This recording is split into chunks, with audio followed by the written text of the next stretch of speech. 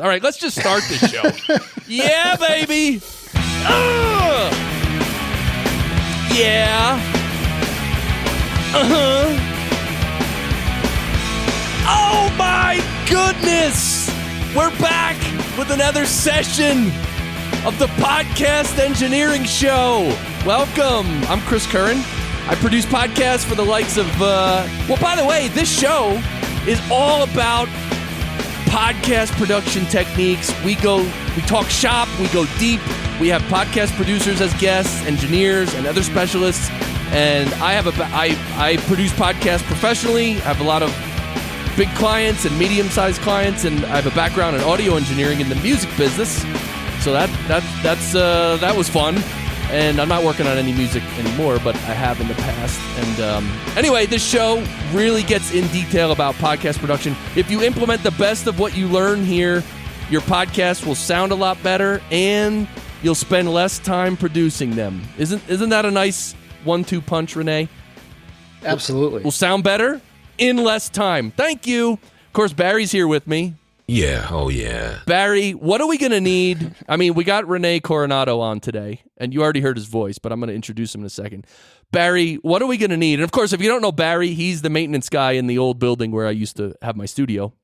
Great guy. I wish I could talk to him, but I'm in Colorado now. He's in New Jersey. So, Barry, what are we going to need with René Coronado to have a really awesome session episode with René? You're going to need a couple of horses, or a couple of mules. Mules. Someday, if there's ever a video version of this show, it's going to be me and my guest, each on a mule.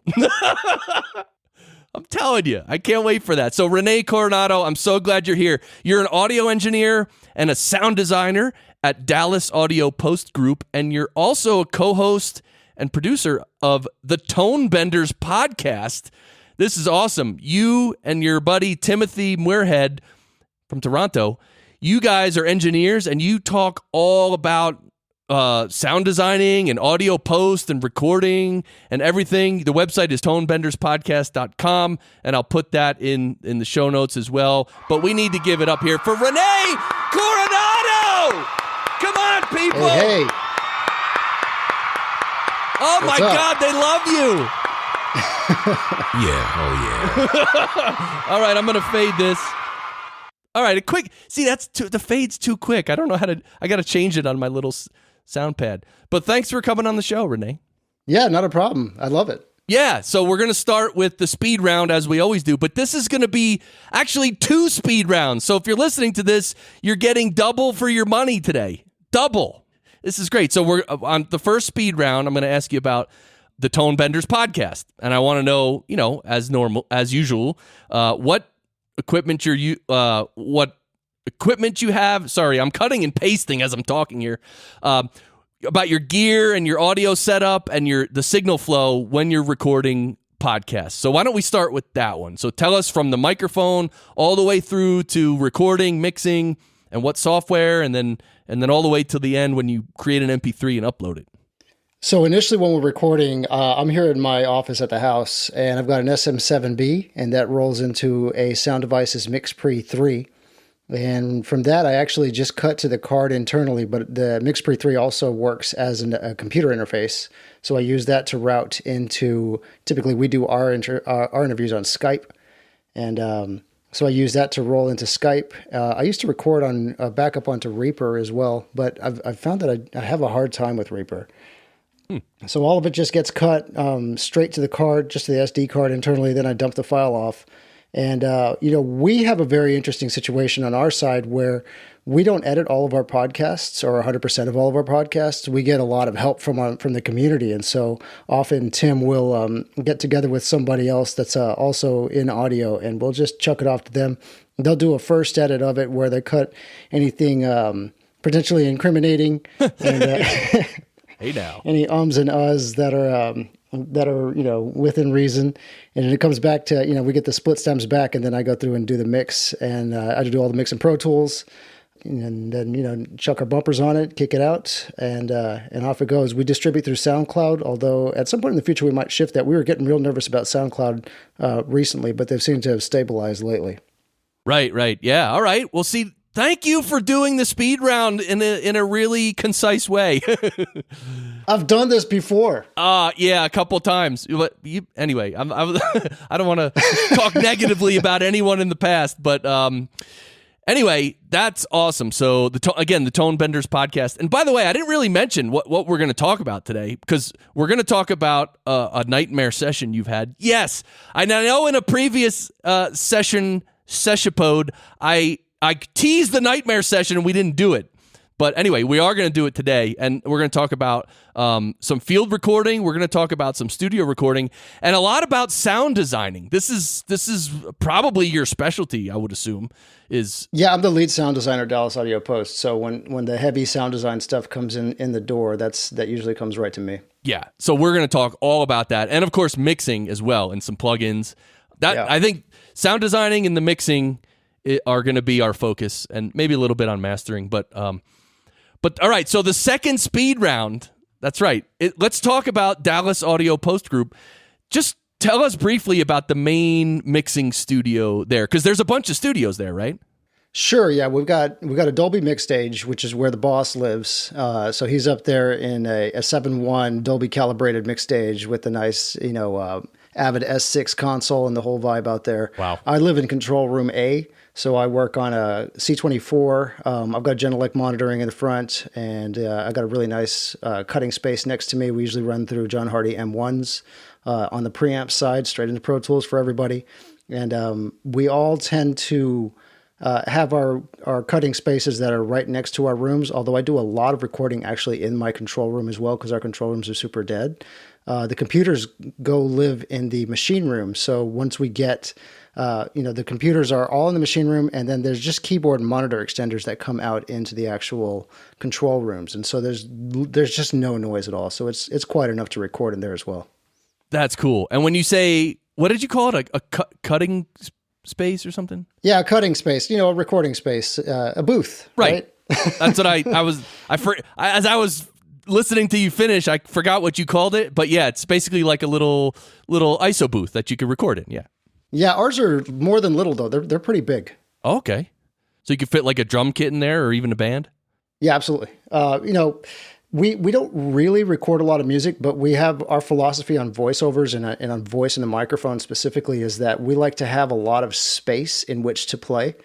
So we don't, a lot of, if you were to roll into a whisper room or whatever, or any kind of closet, the walls are right on top of you.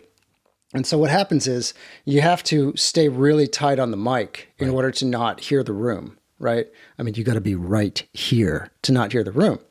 And what happens is that just builds in a ton of proximity effect, and it builds in just a ton of that super, super close miking sound.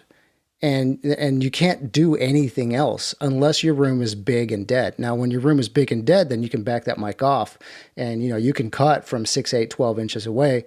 When we're doing ADR, we're cutting from 2 feet away, and it sounds awesome. It sounds killer, but you have to have the type of room that can handle that type of miking situation. Right. So for the ADR, for the overdubs, the voiceovers, what mics are you using in that room? The workhorse across the facility is the Audio-Technica 4050. I also really, really love the Neumann TLM 103, and we have a U87 as well. And a lot of times, like there's one long-term gig that we've got going on that is audio books. It's for kids in Spanish that are learning how to read Spanish, but typically Spanish natives. And we cut those with a Sennheiser MKH50 from about 18 inches away. And so we have that. We run the 416 a lot for, the promo type stuff. Yeah, that's kind of the vibe. Yeah, I've been getting into looking at the 416 again a lot because of the previous session with Dan Dugan when he recorded with that. And I got one here if you want to hear it. Yeah, everything I've heard on that mic just sounds great, and I'm like, wow, I need to try it, and I'm still kicking myself because at one point it was on sale for $600, down from $1,000. That's when I bought mine. I got it right then. That's when I got it. I should have bought 4. Dude, I'm an idiot. I literally was on that webpage for a half an hour talking myself back and forth. I'm like, I'm going to get this. Why did you even have the conversation? I don't know. The conversation I was having was, I need to buy 4 and sell 3 of them, and that'll pay for it. Yes. Oh, see? Why didn't I think of that? It'd be worth it just to roll on the credit card, just a straight arbitrage situation. When a 416 is $600, I mean, come on. I was telling everybody. I literally, at the time, I was like, I don't need another mic. Like, you know what I mean? I just had that feeling. But now, literally earlier today, or, a few days ago when I was mixing the Dan Dugan episode, I was thinking that if they do come on sale for $600, I might buy two, or more. So that's awesome. I got to ask you about the Genelec monitors, because when I was back in New York in the 90s, when we used, some guys brought in their own Genelecs, the near field monitors, and I think they were 1031As, and they just the greatest monitors I've ever heard. Which ones do you have? I've got the ones that are a step bigger than the 1031As. So the 1031s, I think, are the ones with the metal grill. We used to have those in one of the control rooms around here, but the metal grill actually rang a little bit, which was kind of undesirable. But so I've got the ones that are full range, so I don't need a sub. I do have a sub in my room, but mine are full range, and I run mine about 10 feet back from the mix position. So they're mid range, they're midfields more than they are near fields. Oh, okay. And they're awesome. They're really the knock people have on Genelecs is that they reveal so much and they show so much detail that you have to really keep your head on straight to make sure that what you're doing on those speakers is actually going to translate out into the real world, because most other speakers kind of can't do what they do. Right. So they're really, really great for finding details and doing all of that. But I always, always, always check on tiny, tiny speakers after the fact. Right. Yeah, that's very true. Like if I know guys who would pretty much mix almost the whole session on the Genelecs, and then like they would switch to like NS10s in the middle or near the end, and then it just sounded way different, and they're like, oh, wait a minute, and then they had to go back and literally fix some things because so switching back and forth, and you can hear so deep. Yeah. All right, we're gonna get into the nightmare session here. I want you to tell me and the listeners about a session you've done that was an absolute nightmare. Just stuff went wrong. It was crazy. Tell us about that. So we did an episode on our podcast a while back about imposter syndrome, which is when you feel like the whole world knows that you're just utterly winging it and that you have no idea what you're doing. Right. And, we asked everybody for submissions to that, and we got a lot of great feedback. But my personal story was, there was this documentary we're working on. So this was more than one session. This sucker lasted a month. And it was just a bunch of intense sound design. And there was one specific nightmare scene. And it was literally, they were calling it the nightmare scene because it was just all kinds of craziness and stuff bending around, and just as abstract and nondescript as it could be. And they were asking for it to go just as buck wild and haywire as I could possibly make it. And so I spent a couple of days bending stuff around and screeching, and I had babies crying, and I had this through the kitchen sink at it. And then they came in and they were like, yeah, it's all right, but I need more. I want 300% more. I want more than that. Whoa. By a lot. And I'm sitting there pulling my hair out of my head going, I don't even know what to do here. I don't know how to take this any further. And I was really questioning my own abilities at that point. And we went through multiple rounds of that before I actually got everybody happy. But it was a really good experience for me in the end, because when you get pushed like that, you go find some things that you didn't know you had. And that was good for me, as painful as it was. Right? It was, because it was painful, but in the end I came out of it happy that I went through it. That's really good. That when you can come out of a nightmare session like that and like you have a lot to show for it. That's really good. Because think of the opposite. If it was just a nightmare and you didn't learn anything, that'd be terrible. Well, there's a real easy way to get into a mentality where you don't learn anything. When your clients are coming at you going, "Hey, I want this," and you might not agree with their opinion of what they're asking for. And so you start fighting, or you start, I call it mixing mad or sound designing mad at them. So you do stuff that you're just purposefully, trying to, make them upset or whatever, or you're just taking your own frustrations out of them and reading them super literal instead of standing back and asking yourself, why are they not buying what I'm selling right now? and you have to have some humility sometimes when the clients come at you with something that you're not expecting. Right. And that takes maturity too, like and experience in the business. Because that's what I found when I was young. When I was a young engineer in New York City, that's what I didn't have, the ability to step back, right, and sort of work. Everything you said, I didn't have much of that because I was young, and how nobody starts with it, right?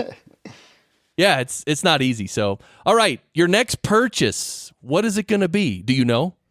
I feel like I need to get some new cans for the podcasting setup. Right now I'm on some really dead old Sony DJ headphones, and they sound like they do that kind of craziness, wow. which just utterly sucks. And so I have to keep my head real still. Oh, geez. They sound fine, but I hate them. So I'm going to get some new ones. So, all right. So let's pick through the podcasting setup real quick. And then, like I said, I want to get really into the sound designing and the mixing that you're doing and some different techniques there. So you're using an SM7B, which is awesome. And you're using a MixPre-3. So have you had that one for a while? I had it as soon as it came out. I was right on top of that guy. Okay. So how did you know, why did you want it immediately? Well, I'm a field recordist and I do a lot of getting out in the field, and I live and die by all things sound devices. At the office, I have access to the super high-end stuff. I have access to the 788 and the 633 and all of their really, really top-end stuff.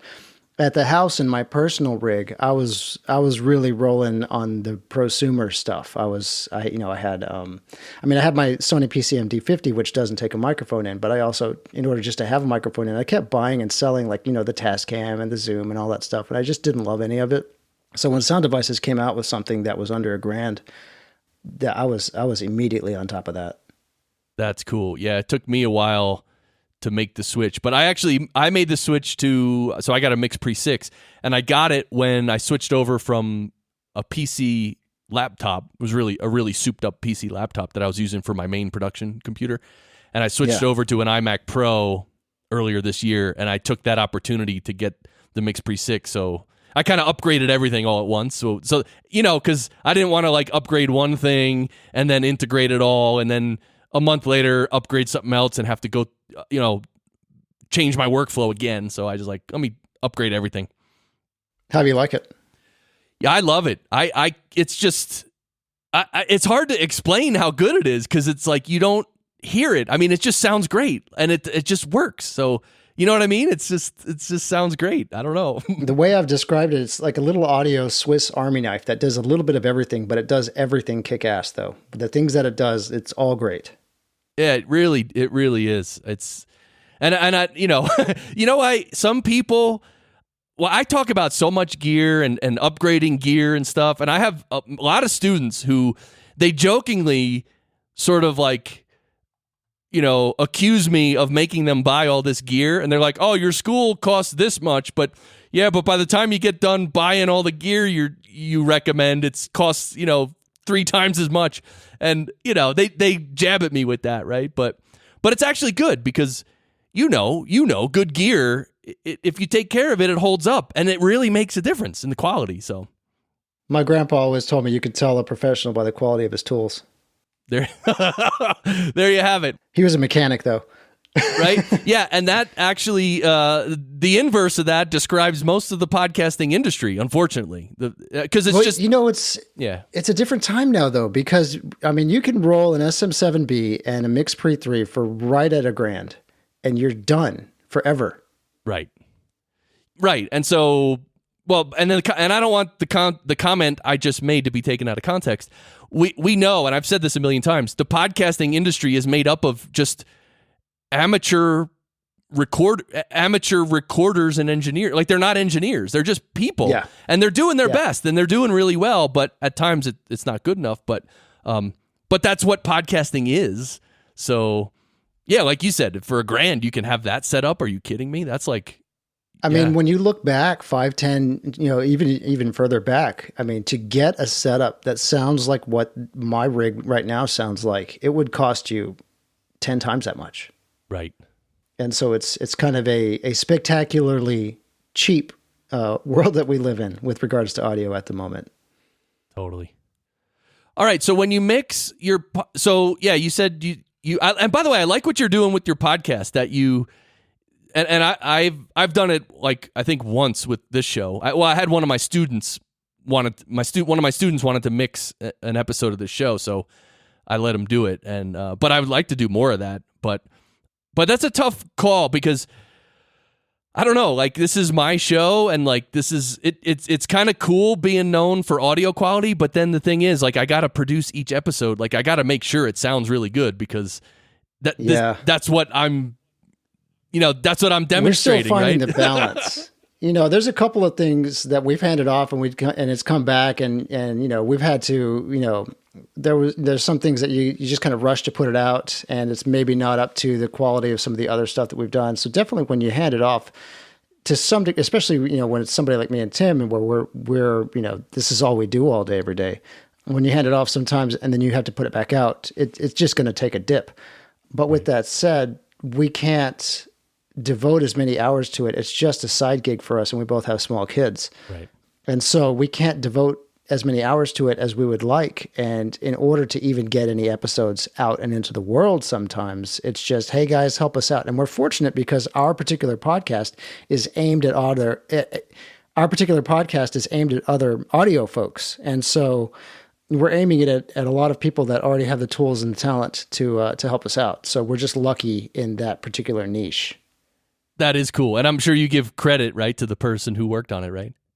Absolutely. Yeah. We give credit. We put links in the show notes and sometimes some really, really interesting people step up and help us out too. So that's always nice. Cool. So to finish up the discussion around your Tonebenders podcast, so you record it and you get it into Pro Tools. And so just in general, what are you doing in Pro Tools in terms of the podcast itself? So if it's one that I'm mixing, I do a wave writer pass and everything. I don't know if you know what wave writer is, but it's kind of an automated volume ride that is based on the incoming signal that goes into the plugin. Okay. And so it ends up being a little late, and then you just scoot all the automation earlier, and then you're good to go. So I'll tend to do a wave writer pass on my voice and Tim's and anybody else that came in. Little EQ, and I'll run that wave writer pass into a separate compression. So I don't run the compressor on my channel itself. I run the volume automation into the compressor, and then I'll run another master compressor on top of the whole thing. I tend to mix the whole thing at -23 LUFS because that's where I live and work all day, every day. So I'm very comfortable with that specific loudness, and my room is calibrated to that. So I just know exactly what it sounds like. And that also gives me enough headroom too. So, if we're interviewing, the Tone Storm guys that are blowing up cars and stuff, and I have a bunch of their explosions that I'm going to lay into the podcast, that gives me enough headroom to where I can make those explosions loud enough to sound right. Right. Then from there, I take the whole mix, I offline bounce it, and I kick it into Isotope RX. And then inside of RX, I use the loudness module to kick it up to -18.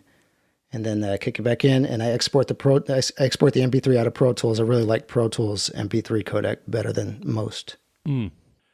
So, all right, you bring it into RX, and you bring it up to -18, and that's stereo, right? Yeah. Cool. And then you bring it into Pro Tools to render, but you bring it back into Pro Tools to render the MP3, and you like that better than even RX6 encoding the MP3?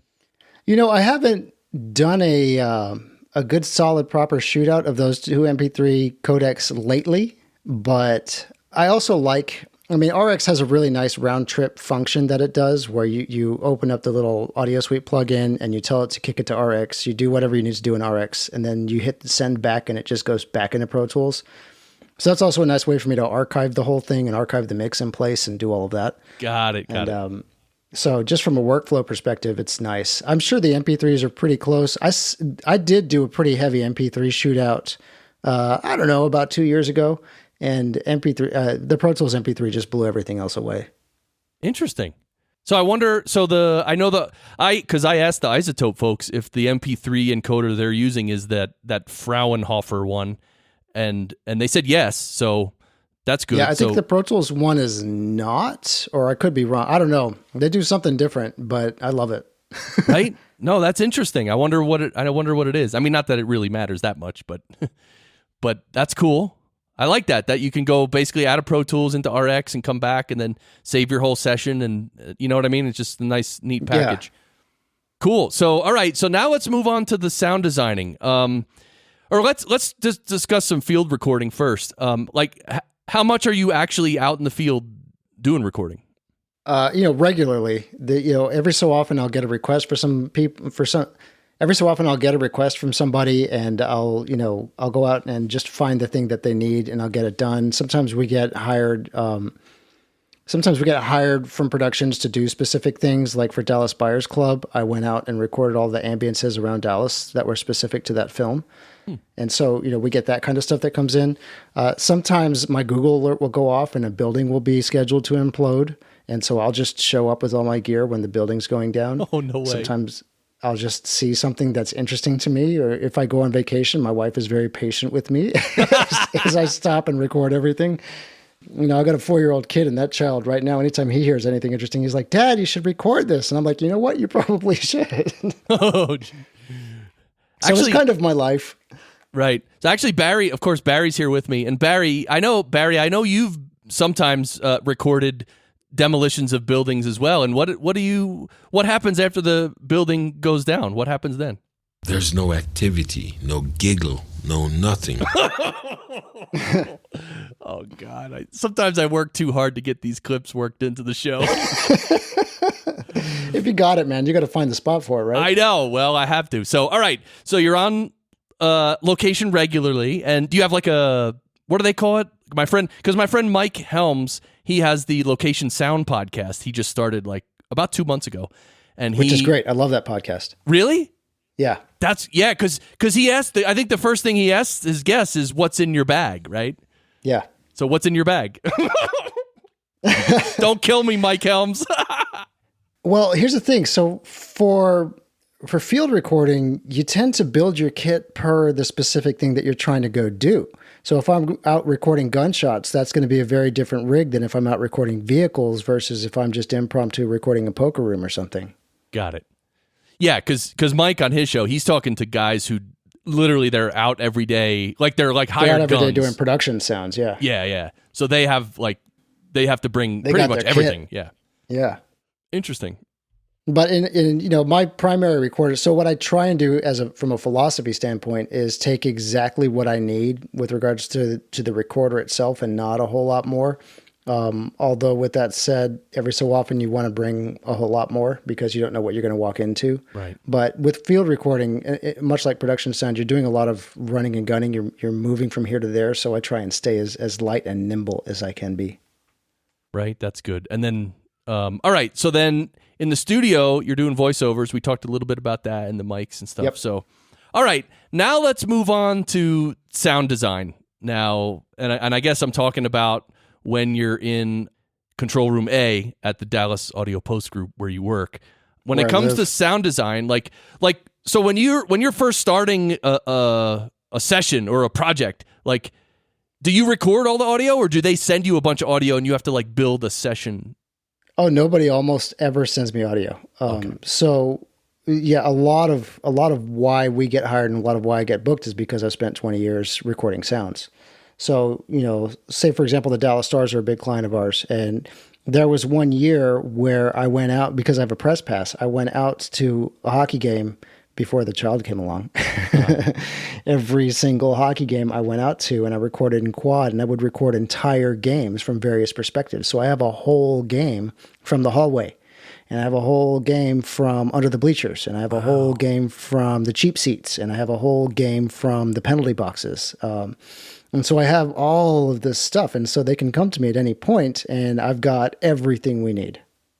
That is cool. So if it's for like a film and there's a conversation happening in the hallway of a stadium, and they're like, "Ooh, we need some background audio for that," you actually have that audio. I got it in quad. That's great. Wait, so now describe quad though. Exactly what is quad? So what I was doing, quad can be a little broad. I mean, quad is any 4-channel setup. The way that I was doing it was I had 4 line audio CM3s, which are these awesome little Swedish mics that are like the size of an XLR plug. I mean, they're tiny. but they sound awesome. They're kind of like ribbon mics for field recording. They're not really ribbon mics, but they sound like that because they're a little dark and they're a little slow in the transient response. They're not real snappy like a Sheps would be. And so they're really nice for things like crowds and for kind of big ambient sounds. And so I had 4 of those guys, and I had them basically up in a dual ORTF setup on a single stand. So ORTF is I guess originated in French. I think the ORTF acronym is for something in French. Actually, Dan Dugan mentioned it in a previous session, but I actually, off the top of my head, I don't remember exactly what the letters stand for, but it's like the French version of NPR. That's what the ORTF setup is. Okay. And so it's kind of a wide stereo setup. So I had a front and a back of that, and I just had it set up in a rig, and I would just take that bag out every single hockey game and go find a different thing. And I would roll 4 channels, and then I came back and spent a couple of months chopping it all up and labeling it so I could find things that I recorded. A couple months? Yeah. So how does that? I mean, not straight, just in the background. Right, like on nights and weekends, couple months. Yeah. Okay. And when you do that, what do you do? Are you literally listening to every second of audio? No. So what I would do is I would throw it all into Pro Tools, and then you can just kind of see when things happen. You can see in the waveform when we scored a goal. You can see in the waveform when there's music playing on the PA. So the first thing I did was just chop all the PA out, and then from there I would take my files and I would start dumping them into categories. And so I'd have one quad track that was up with my raw audio, and then I'd have a set of like 6 or 8 below it. And I would just jump to all of the loud stuff. And if it was a booing, if it was somebody booing, I would dump it to one track. If it was cheering, I'd dump it to another track. If it was, I had a lot of oohs, in hockey, there's a lot of ooh, right. Of that. And so I would take those and dump them to other tracks. Once I had them all kind of sorted, then I would go through the individual tracks and sort them by intensity.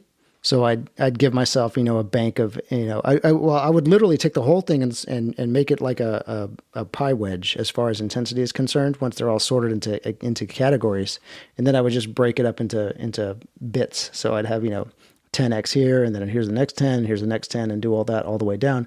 Then what I was left with was all the idling, when nothing's really going on. And so I would take that and just keep, give myself a solid, 10 or 15 minute chunk of that from every perspective.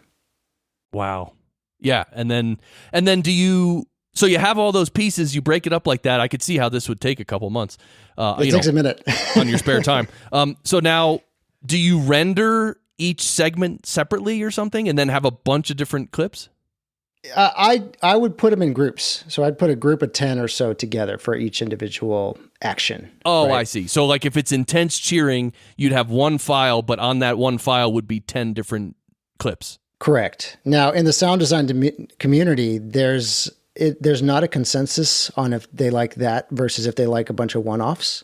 Okay. And the reason is because for the game audio folks, for the people that are designing video games, some of them from a workflow perspective like to have everything as its own file so that they can throw it in a logic, in a container that can randomize stuff without them having to pre-chop it. Right. But me personally, as I use Soundminer as my primary database, and so I like to not see 15 pages of the same sound as I'm scrolling through my sound effects library. Okay, Soundminer, is that the website or something? Soundminer is a software program. It's a sound effects databasing program. So all of the sound effects that I record and that I purchase and that I just acquire in life all go into Soundminer. And then what you can do with Soundminer is you can tag all of this metadata to it.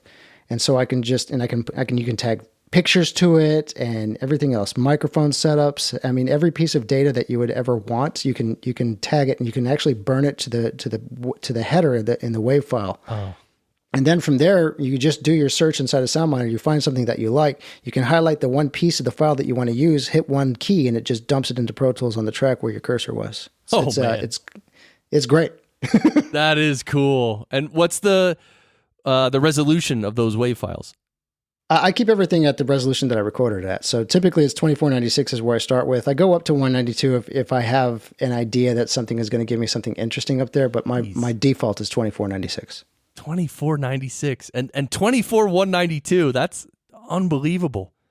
Yeah, well, when you're a sound designer, you're doing a lot of vari speeding and pitch shifting and pitch ramping and that type of stuff. And so it helps to have a lot of samples that are way up there, because even though you can't hear it in the human range at normal playback speed, the vast majority of times you're not going to do that. You're going to actually bend it around. Wow, interesting. And there must be also some clips or tracks that you like pitch down quite a bit. Yeah, right? and when you have, like, say, if you record a big, if you record a hammer hitting an anvil at 192 and then you slow it way down, it's still going to sound nice and bright, and there's still going to be frequencies that are way up there. It's just going to sound like a slower hit. Right, and a little more dense, probably, like thicker. I mean, because what happens is if you record at 44K, say, and the highest frequency that you recorded is 22K, and then you start slowing it down, then all those high frequencies start falling off, and you get what is a recognizable sound of slowed down tape, right? Right. Where the high end goes away and it just gets a little duller as it goes slower. Right. When you record at the higher sample rates, that doesn't happen. Yeah, and of course, if you ever did want that as an effect, like as an effect, there not be many high frequencies, you could just roll that off. Yeah, and I am brutal with my EQs and my distortions in a general sense. Right. You probably use a lot of. I'm getting into mixing here, but you probably use a lot of filters, right? You roll off the low and the high end. Tons and tons and tons. As a default, I kind of high pass everything unless I really want to do something specific. Right. Or right, unless it's music, of course, or things like that. Yeah. Even music, you can buy a lot of headroom high pass and above like 40, especially with stuff that's generated with synths, any EDM stuff. If you're going below 40, you got to be going below there on purpose, because otherwise, you can take a synth and that thing can generate a 20 hertz signal at 0 dBFS. The thing can clip you at 20 hertz and you'll never hear it. Right. It can just suck up all your headroom. And so, doing some judicious high passing, even at super, super low frequencies, can buy just a ton of headroom that is, especially in the sound design world where I'm trying to make stuff really big. It's just super useful for that. Right. And also in a broader sense, as the reality is that a lot of this stuff gets played back on small speakers and on phones and stuff. I mean, the speakers are never going to reproduce down there anyway. Right.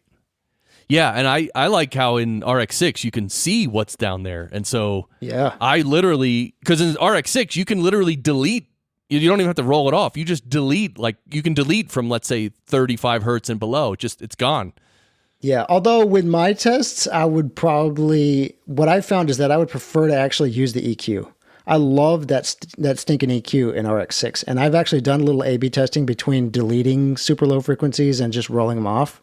And the deleting tends to leave some artifacts that if you just use the EQ on a super steep setting, don't stick. And so in spots, especially when I'm high passing stuff, I tend to use the EQ as opposed to the delete. Interesting. And what about, because there are times when I'll get like a file from someone, or I'll record something through Skype or another service where literally 10 hertz and below is like a bright orange line. Like there's a ton of information down there. With regards to what you just said, lose that, man. Get the axe out. Yeah, I was going to say, with regards to what you just said, would you be comfortable deleting like between 20 hertz and below? Oh, sure. Yeah. Well, like I said, I prefer to roll it off, but yeah, if you just delete it, that's fine too. I don't know why, but for some reason lately, my PCM D50 has been doing that. Like it'll have just this bright orange bar down at 20. I think it's getting old. It's getting tired. Right? So yeah, I commonly have to bring that in. I always bring all my recordings into RX anyway, just to take a look at them, and I will commonly have to just lose all of that out of the super, super low frequencies on my PCM recordings. Right. All right. Let's talk about how you lay out your sessions. I mean, I'm sure you have projects where there's lots of tracks, right? Like 20, 30, 40, 50 tracks. I mean, yeah, more than that. More than that. So how do you make sense of that? How do you keep track of everything? Well, you do it broadly with food groups. And so, I have a voiceover track, and I have several dialogue tracks, and then I have several music tracks that are a different color underneath that. And then once I get past that and I get into the sound design stuff, I'll tend to food group that stuff out. So say I have, like a spaceship or something that's going to go by that's got 10 or 15 layers on it. I'll build all those layers, both in mono and stereo, and beyond that, if I need to go beyond that, and put them all together, and I'll just group them all together visually on their own thing, and I'll turn them all one color. And typically with sound effects, me personally, I use green. And then if I have other food groups that go beyond that, I'll start to use other shades of green, and then I'll break other things out beyond that. So if I'm doing Foley, if I'm actually performing stuff with props to picture, those tend to be brown. And then if I've got BGFX, so it's stuff that's not on camera that you would expect to hear. So if you're in a city setting, you're not necessarily going to see a bunch of cars and trains and crap, but you'll probably hear it just to get that vibe. And those will be a different color as well. I tend to go yellow with those. And so you can hear me start stacking tracks up like that. So, yeah, and then each and then you color, just label and name everything. Right, and so each food, you're calling them food groups. That's interesting. Why is that? Actually, I think that's a common industry term, although broadly, and you do think of sound design and that type of work as ingredient-based cooking, and so makes there's sense. a lot of those are all your ingredients, and then you cook them up. And if you start with crappy ingredients, you have to do a lot of work sometimes to make them into something, or they end up sounding like it. Right. Yeah, makes sense. So now each color-coded food group must have like an overall mix fader, right? So you can bring up like a subgroup fader, which you can bring up the whole group or bring down the whole group. Correct. Yeah. Yeah. That's cool. So then once you get the mix right of, let's say it is the city street with some honking and some people walking. And once you get the mix right, if you need to bring up the background, all of the background. Yeah. You put the whole background on its own VCA. Yeah. And we tend to use VCAs for that. So it's not like we route it all through an aux, although that happens as well. But broadly for the mix perspective, we do the VCAs for that. So VCAs, the way that they work is it's just a group controller. And so if I group all of my background effects onto one fader and then I move the fader with automation, what it in effect does is volume write each of the individual tracks the same way. Right. So you're not, let's say there's 10 tracks. You're not actually mixing the audio of the 10 tracks together, and then that audio flows through one fader, which you move.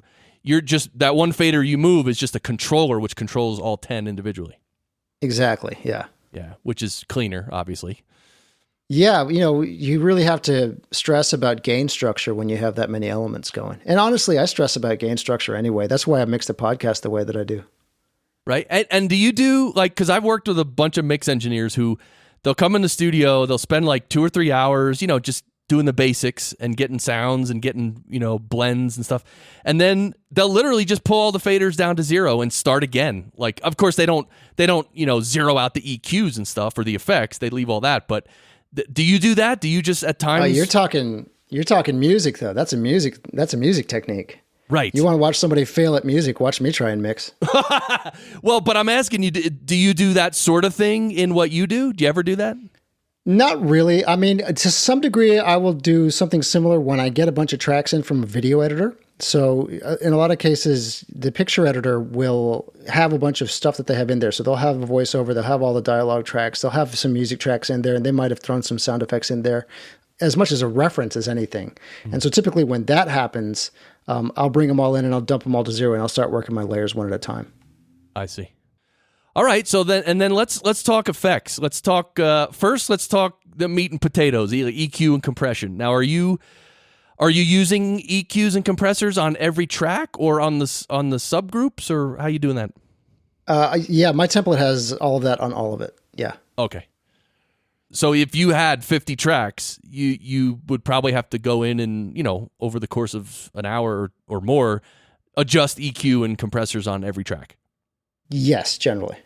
Right? Yeah, that's awesome. Yeah, and that's kind of why you food group it too, because what you can do is you can do some broad strokes on, say, again, if we were to talk about background effects, if I wanted to roll off all the background effects and give a certain effect, I can do all that in a single food group. Right. Okay, and now... Oh, sorry, go ahead. Well, I mean, the way my template is set is I have a certain chain that I have set up for dialogue, and I have a separate chain that I have set up for voiceover. And what I have is a basic starting point that I have for music and sound effects.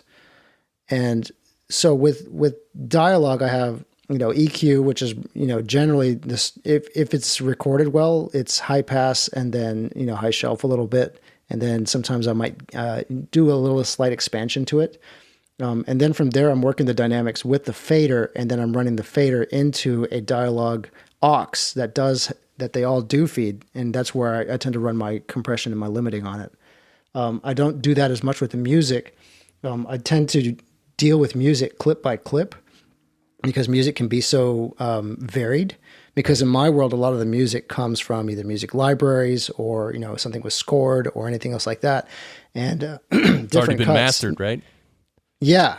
And so different cuts need different treatment, especially in the context of the mix, right? So if I've got something with some screaming guitar in it, that might sound beautiful on its own, but if I need to hear this guy talking, I'm gonna scrape some of that guitar out, and I might even use a multi-band compressor to duck it underneath some dialogue whenever the dialogue's going, in addition to the actual volume ride that I'll do in that context.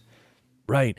So that reminds me, you must do a lot of that, like side chaining the music so that when someone speaks, the music gets compressed a little. Yeah, I do. Yeah. It's not every time, it is a specific trick that I use to solve a specific issue, but it's a specific issue that shows up, I'd say probably 30 to 40% of the time. Right. And one thing I've noticed bringing in, and again, I'm just producing podcasts with usually just some intro music, but it is from, these sound effects or these music track websites, and it's already been mastered and it's already been limited and it's loud, and you bring it into a podcast and it I almost want to turn down the mastering, like a little less compression, which of course you can't really do that. I guess technically you could, but that would be insane. So then I find myself matching, you almost have to bring those music tracks a lot lower in the mix because they're already really limited and mastered. The way that I approach it is the first thing I have to deal with is my dialogue. If my dialogue is too dynamic, if there's too much up and down, if it's too peaky or whatever, the music always has to sit lower than the softest part of the dialogue whenever the dialogue is going. So if I want my music hotter, the first thing that I can do is tighten up my dialogue.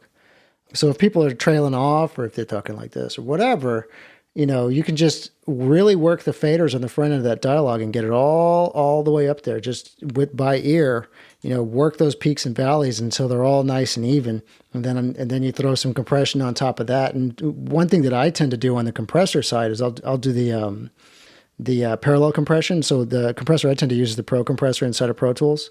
But any compressor with a mix knob will do it. And I'll tend to go with a really fast attack and a fast knee on it, but I'll only knock off, say, 3 or 4 dB, or sometimes more than that, depending if it's really peaky and I want to treat it more like a limiter.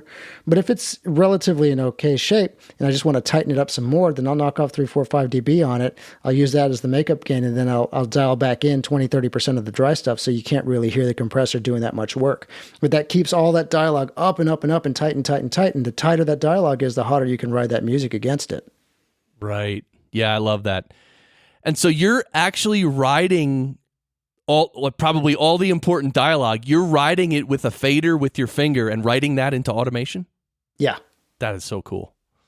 Yeah. See, that's the nature of the gig, though. That's what we're doing. Right. But that's again, something I'm just I haven't done that in so many years because in podcasting, you just don't do that. I mean, I have, Well, I'll tell you, though, you got to check out WaveWriter. And if you have RX6 has a similar function called Leveler.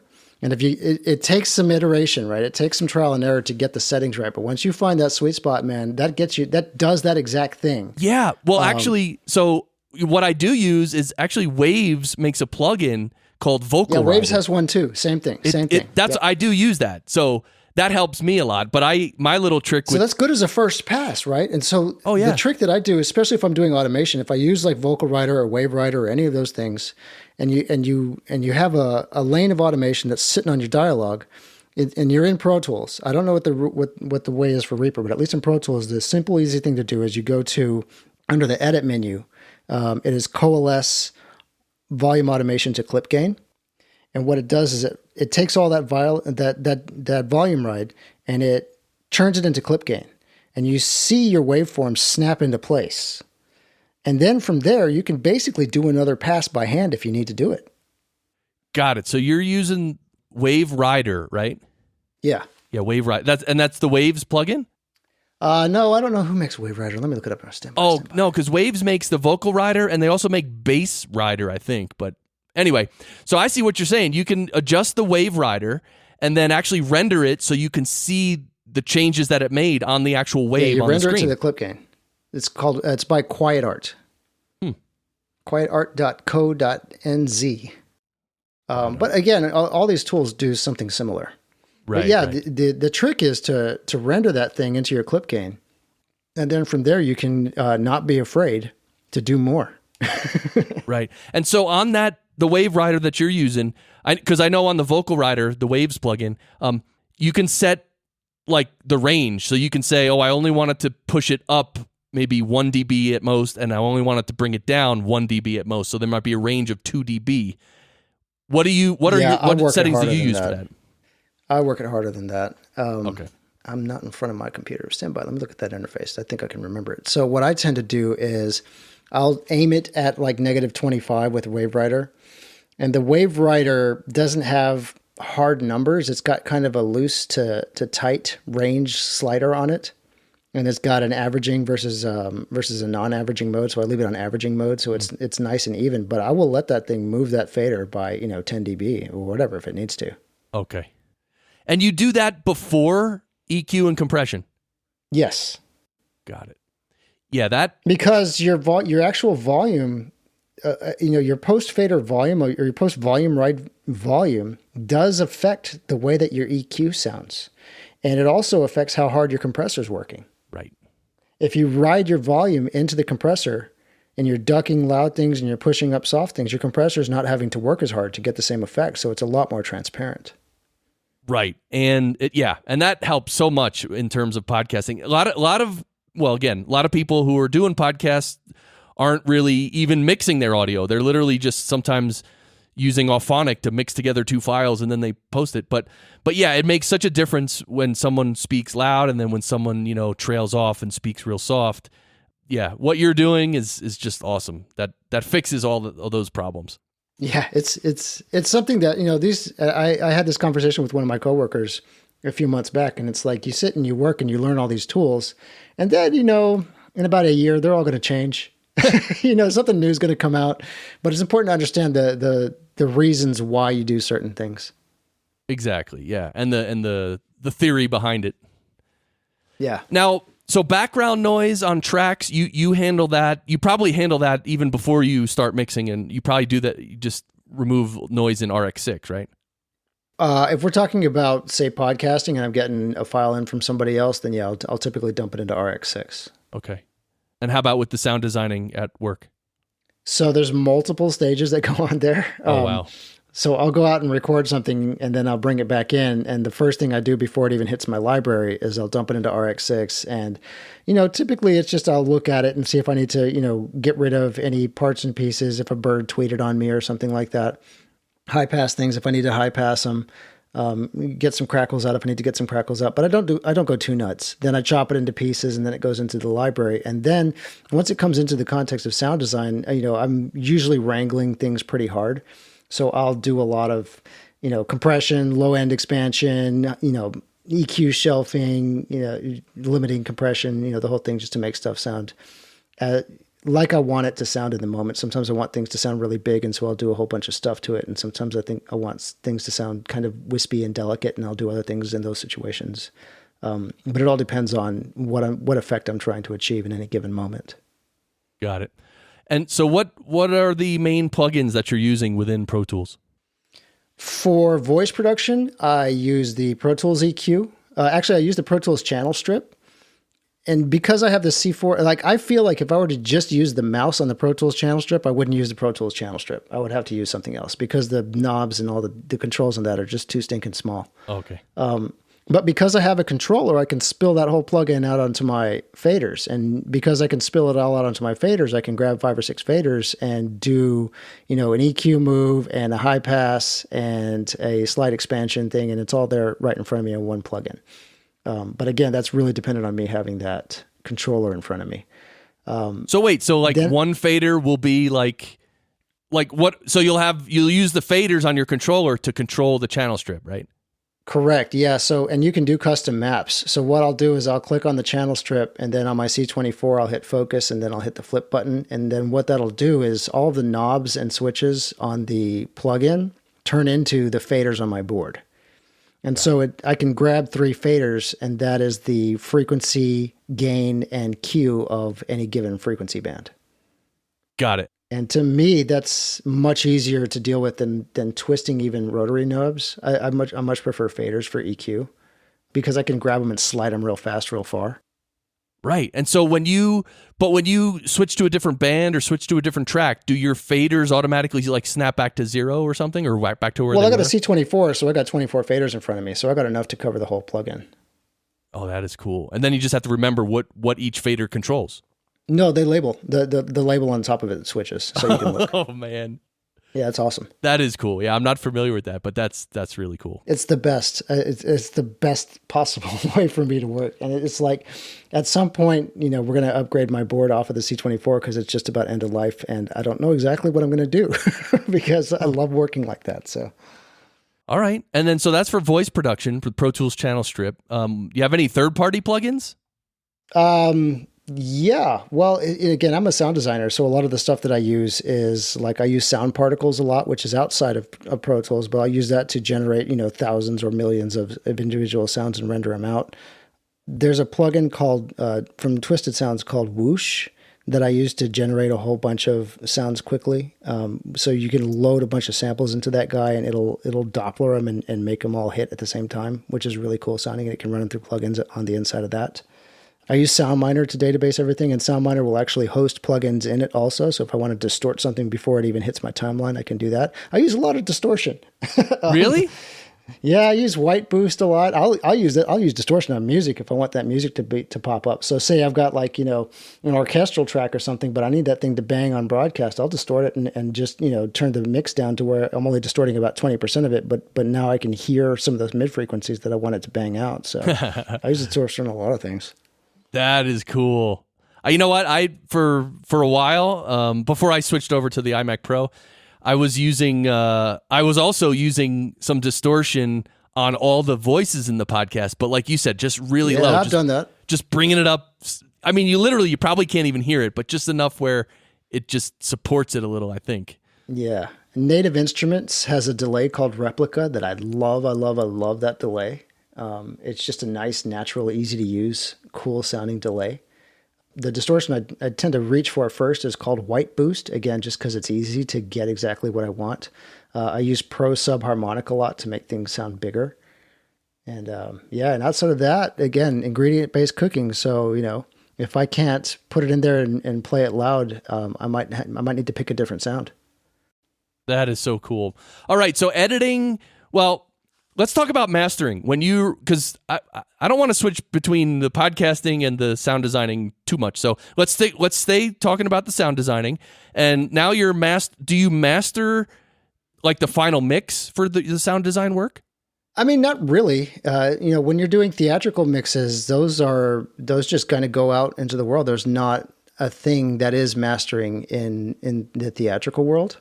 And the same is basically true of the broadcast world. So those are the two worlds I primarily live in. Got it. And I think that's also true in the live event world, which is the third world that I kind of live in. So I do all the big open videos for the stars. And so those don't get really played anywhere outside of the American Airlines Center. But it's not like music mastering where it has to be in a bunch of diverse playback environments and you don't know exactly what it's going to hit, right? And so that's kind of what you're doing with music mastering is you're getting it up to a certain level and you're making sure that it's going to play in a bunch of different spots. Well, with film, you're assuming, in a broad sense, that the theater is going to be calibrated to a certain loudness and that what people hear in the theater is going to be at the same loudness that you heard when you were mixing it. So you do mixing for film in an actual theater, in a film theater, just like you would actually listen to it. Right. A similar context is true with broadcast. Broadcast also hits a wider range of things. But the problem with doing any kind of mastering to broadcast is the stations themselves also have an audio chain that is unbeknownst to us. Oh, right. That our mixes will go through. So the best way to navigate that in a lot of cases is to set your speakers to a loudness that you're comfortable with and mix to taste and hit the number. The number you have to hit for broadcast is 23. Got it. That's all right. Cool. So there's no mastering, and the explanation was tremendous. That in music you have to, the music is going to be played back in everywhere on every speaker in every condition. But like you said, if it's for a film, that the people are going to be sitting in a quiet theater. So yeah, love that. And so you are leveling it, but that's all you're doing. Yeah. Well, you're mixing to taste, and you know exactly how loud your speakers are.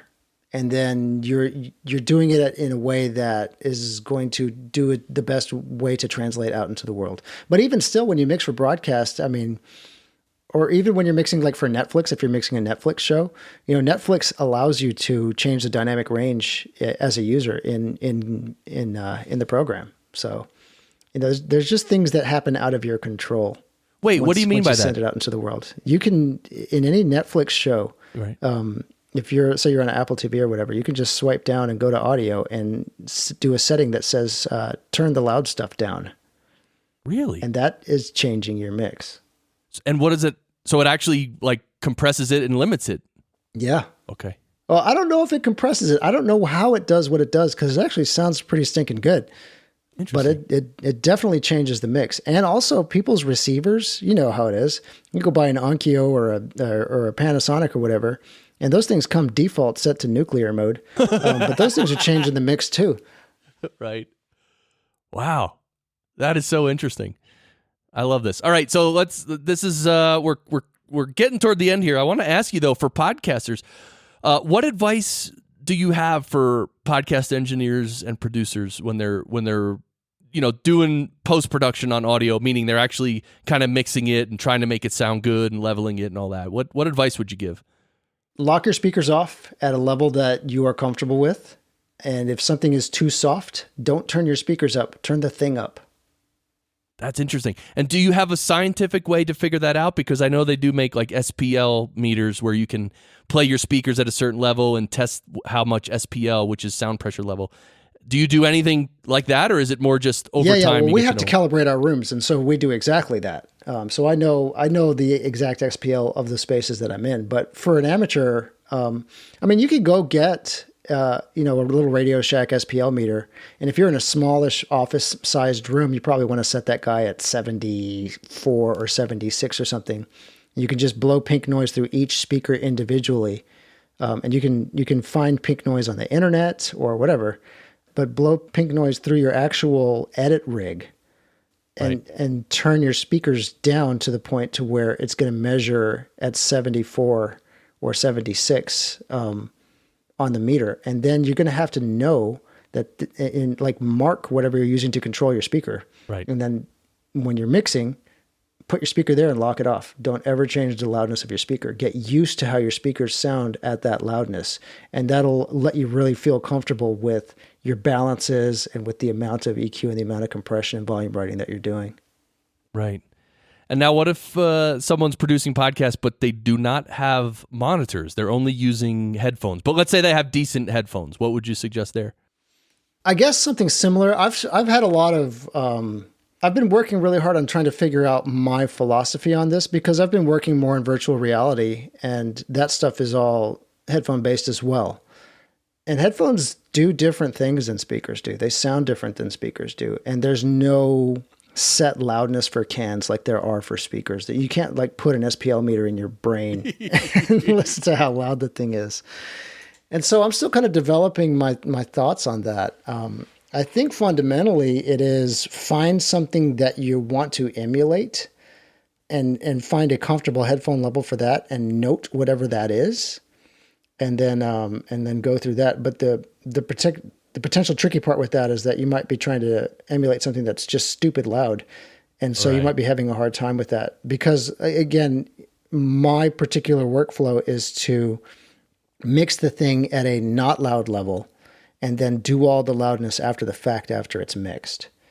Right. There's pros and cons to mixing straight into a limiter. And I do that sometimes. And I do that when I want to get stupid loud, because those limiters will change your balances from one thing to the next. Right. when I'm not expecting my limiter to do a ton of work, that's when I'll mix where I'm comfortable instead. But if you're expecting your limiter to do a ton of work, then I guess you have to set up your whole monitoring and mixing path with that in place. Right. But fundamentally, the goal is to not change the loudness of your monitoring, be it headphones or speakers, so that you can be comfortable actually moving the levels of the production that you're doing. Right. Yeah, and I know that's different than music as well, obviously. But in music, we would obviously monitor at all different levels. So because sometimes you want to turn music up because you got to hear how the big monitors, are banging, sort of. Well, I always check soft. I'll always check soft. Right. But when I'm checking soft, I'm checking certain balances and making sure my balances are sticking. But I'd never EQ soft. I guess I'll say that. Right. Right, but you might nudge a fader slightly. Well, no, your ears hear different soft than they do loud with regards to EQ. Right, but I'm saying, yeah. When things are loud, you hear more high and low than when things are soft. Right. And so that's why you want to check your balances soft, but you want to EQ as loud as you're actually going to be listening to the thing at length. Right. And so when you are monitoring soft, will you ever change the balance, like push up a fader 1 dB or, Absolutely. Yeah. Okay. Yeah. More than one sometimes. Yeah. Yeah. No. And again, what's interesting is listening at a low volume, like the amount of compression on a voice, because again, I'm mixing podcasts. So let's say there's two voices. If one voice is more compressed than the other, when you turn it down at a low volume, you kind of keep wanting to turn up the voice that's not compressed as much. Yeah. But then when you turn it up, you can hear deeper into the mix when you turn it up. That's why you're more okay with it. Yeah. Anyway, but that's mixing. Yeah. Right. Well, the reason I like to mix at volume and then check at low volume as opposed to vice versa is because it's harder to find the mix at the low volume. It's harder to know what the heck to do at the low volume than it is at the higher volume. Right. And so at the higher volume, you can clearly hear the things that you want to change. And then you go to low volume and make sure you didn't screw something up when you changed it. Right. That's so cool that you're mixing for, let's say, film, and you're checking your mix at a really low volume, which probably no one's ever going to... Well, they might watch... you don't do that for film. I don't do that for film, but I will do that for broadcast. I'll basically do that for everything but film. Oh, okay. Right, broadcast, right. Because people might listen at low volume, yeah. Yeah, with the fridge going and the child screaming and the air conditioner going. Right, and even if the listener's not listening at a low volume, it's still good to check at the low volume for the balance. Yeah, or when they watch on their iPhone. Right. Cool. Well, René, this has been absolutely tremendous. Really, thank you so much for coming on the Podcast Engineering Show. This has been great. Yeah, it was fun. Cool. Yeah, so everybody could go check out your show, Tonebenderspodcast.com. The link will be in the show notes. And this has been awesome. I'm going to start the outro music. And René, you have to yell when I tell you to. We'll both yell, "Sound great." Okay. All right. So I hope you don't scare your wife and child sometime. But anyway. He's going to went here going, "What's going on?" Exactly. Well, thanks again, and thank you for listening. Check out all previous episodes. Also, check out the Podcast Engineering School. Next session starting soon. All right. Here we go, René. You ready? Ready. All right. Let's do it. Sound great! Yeah! Feel free to grunt, too. You walk away from me well, and you can't play that part so well. Why do you play it out on me now? You like to lose control well. It's quite a feeling, isn't it? They're floating, drifting down now. You tell me that you found something better. How should I respond to that? It's a lie. I don't wanna hear it.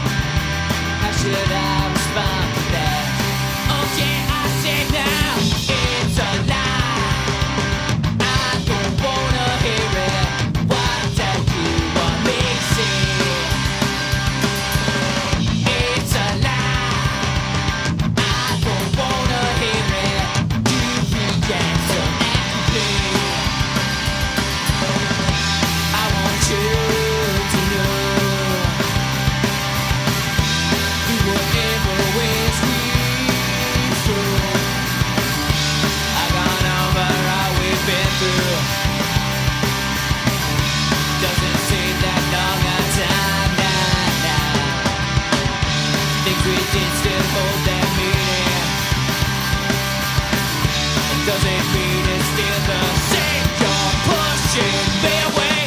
You worked your theories now where you getting worked up on your now. You work your way around somehow now. Yes, it hurts me now where that you don't talk to me now. Now that these words have slid apart now. You tell me that you found something better. How should I respond to that? Oh yeah,